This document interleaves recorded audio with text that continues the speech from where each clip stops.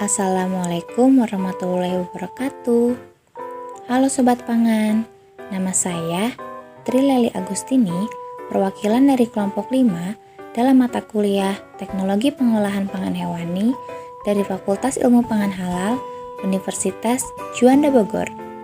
Juga ada teman-teman saya, Aprilia Pratami, Enanda Wardiningsih, dan Rizka Febrianti.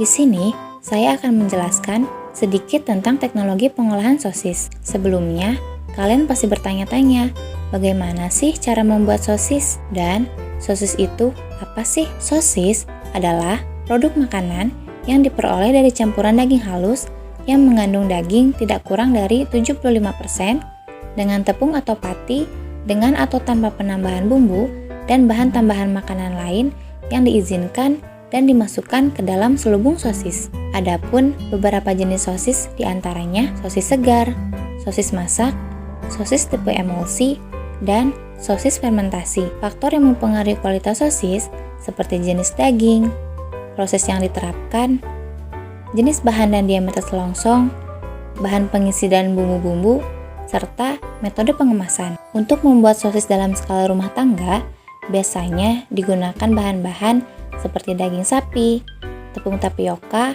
putih telur, merica bubuk, bawang putih, garam dapur, gula pasir, dan es serut. Selanjutnya, untuk proses pembuatan sosis meliputi beberapa tahap loh.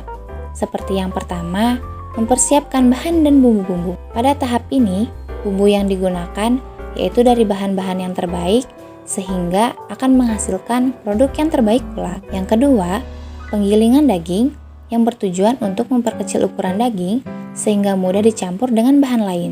Pada saat daging masuk ke dalam mesin, biasanya ditambahkan serpihan es untuk mengurangi panas.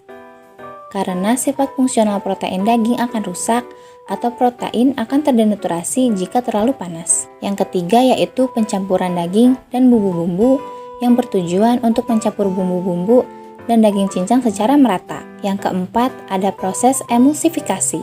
Pada proses ini, ditambahkan juga serpihan es untuk mengurangi efek panas.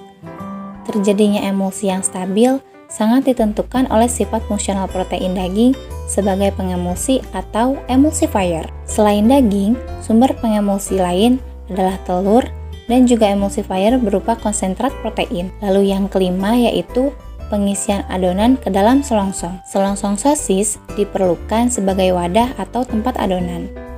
Selongsong sosis atau casing terbuat dari bahan alami seperti usus hewan atau bahan buatan pabrik atau artifisial seperti selulosa, kolagen atau plastik. Setelah selongsong terisi adonan, maka langsung dilakukan pengikatan sesuai dengan ukuran yang dikehendaki. Pengikatan dapat dilakukan secara manual atau menggunakan mesin. Kemudian yang keenam yaitu pemasakan seperti perebusan atau pengasapan yang bertujuan untuk memasak, mengawetkan, meningkatkan cita rasa atau flavor, rasa dan aroma. Setelah pengasapan, sosis akan masak atau sudah matang, lalu akan lebih kenyal, lebih mengkilat, dan aromanya lebih sedap. Juga dapat memperpanjang masa simpan. Lalu yang ketujuh, ada pengeluaran dari selongsong. Tidak semua sosis dikeluarkan dari selongsong. Beberapa jenis sosis menggunakan selongsong yang edible yang artinya bisa dimakan isi dan selongsongnya. Lalu yang terakhir yaitu pengemasan atau packing. Sosis yang telah dikupas dimasukkan ke dalam kemasan plastik. Dalam satu kemasan biasanya terdiri dari 3, 6, 10, atau jumlah lainnya. Kemasan ini dilakukan dengan menggunakan pengepak vakum. Nah, teman-teman semuanya, sekarang udah tahu kan bagaimana cara pembuatan sosis itu seperti apa? Semoga dapat bermanfaat ya. Sampai bertemu di lain waktu. Wabillahi taufiq wal hidayah. Wassalamualaikum warahmatullahi wabarakatuh.